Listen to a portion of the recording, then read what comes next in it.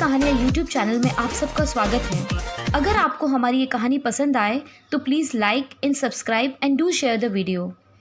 आज मैं आपको एक ऐसे युवक की कहानी बताने जा रही हूँ जो कि भूतों से बात करते थे और ज़िंदगी से ज़्यादा वे मौत का सच जानना चाहते थे। वे मौत के बाद क्या होता है इसका पता लगाना चाहते थे। मुर्दों से बातें किया करते थे। अपनी एक ख़ास मशीन और कैमरे की मदद से वे मुर्दों को ढूंढते थे और उनसे बातें करते थे। वे एक पैरानॉर्मल जांच करता थे। उनका नाम गौरव तिवारी था। उनका जन्म एक अमीर ख़ानदान में 2 सितंबर 1984 को पटना में हुआ था। उनके पिता कोऑपरेटिव रिसर्च इंटरनेशनल के डायरेक्टर हैं। गौरव पैरानॉर्मल जांच करता थे से पहले कमर्शियल पायलट व एक्टर भी रह चुके थे।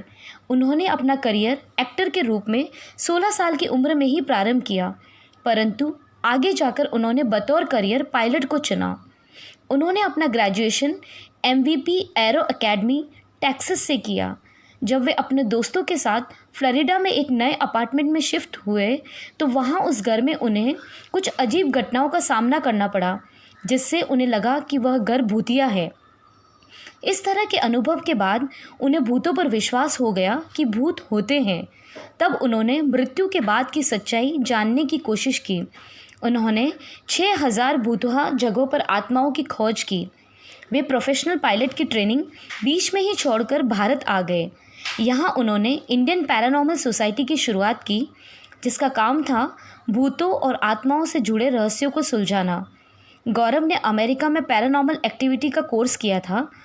वह अपनी खास मशीन और कैमरे की मदद से ऐसी जगहों की जांच करते जहां भूतों का साया बताया जाता था। उनके पास इस काम के लिए उनकी पूरी एक टीम थी।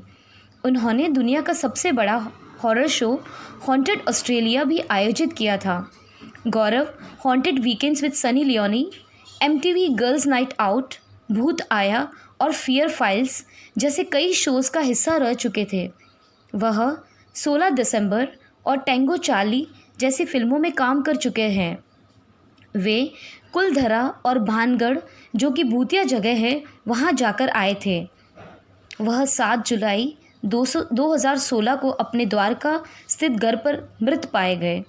कई TV शोज़ में लोगों के सामने भूतों से जुड़े रहस्यों का खुलासा कर चुके गौरव का शव बाथरूम के फ्लोर पर पड़ा मिला। पुलिस को शक है कि उन्होंने आत्महत्या की होगी, क्योंकि उनके गले पर एक काला निशान था। यह निशान कुछ वैसे ही है जैसे गले में फंदा कसने पर होता है।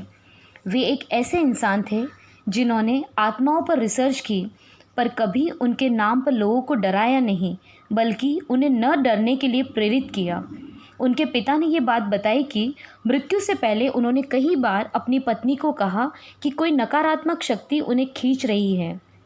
सच्चाई जो भी हो, परंतु यह बात सही है कि उनकी मौत रहस्यमय तरीक़ों से हुई है। बहुत ही छोटी उम्र, महज 32 साल में ही उनका देहांत हो गया। उनकी मौत एक पहेली बनकर रह गई। उम्मीद है हमारी ये कहानी आपको पसंद आई होगी। धन्यवाद।